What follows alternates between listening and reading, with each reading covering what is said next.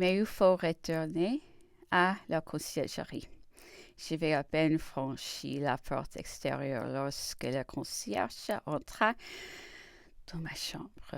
Comme je l'avais prévu, il se retira au bruit qu'il attendit derrière la parole, mais il revint environ 5 minutes après, ne trouvant encore personne, quoique le même bruit fut répété. Il imagina d'écarter la feuille du paravent. À la vue de ma femme, il jette un grand cri et court vers la porte. Madame Lavalette s'attache, se cramponne à son habit en lui disant: Laissez là, mon mari, attendez un peu, vous me perdez, madame, s'écria-t-il en fureur, et se dégageant par un violent effort que la sainte partie de son habit dans les mains de l'infortuné, il se mit à crier partout: Le prisonnier est sauvé! Arriva désespéré et s'arrachant les cheveux chez le préfet de police. Tous les geôliers, tous les gendarmes s'élançant dans toutes les directions.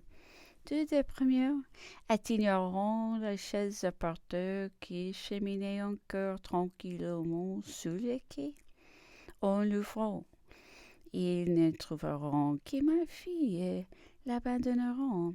Ennui bientôt de l'ordre dans les poursuites, et pendant toute la nuit, l'on alla faire des visites sévères chez tous mes amis, toutes mes connaissances, jusque chez les personnes qui n'avaient eu d'autres rapports avec moi que ceux qu'avait pu leur donner mon ancienne position. Les barrières furent fermées le lendemain, et les joies de tout Paris de voir la police au désespoir fut inexprimable. Madame Lavalette, un peu rassurée après une demi-heure, commençait à se monter.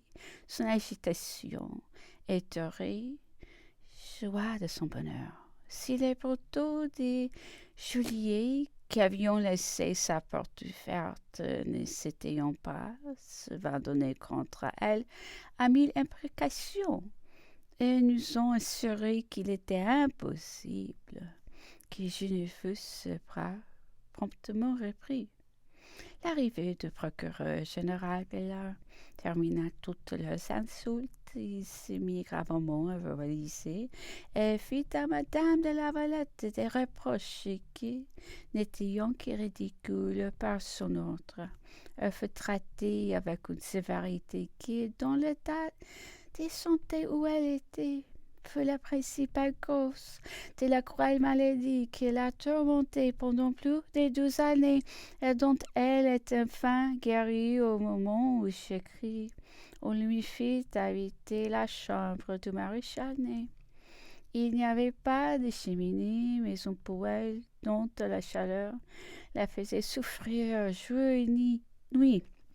Les vues données sur la cour des femmes, des croupions et ces malheureuses éturions toute la journée, et le langage obscène et grossier était un supplice pour une jeune femme si bien élevée. Le plus rigoureux secret lui fut imposé. On ne permet pas à sa femme de chambre de venir près d'elle. C'était au geôlier qui la surveillait.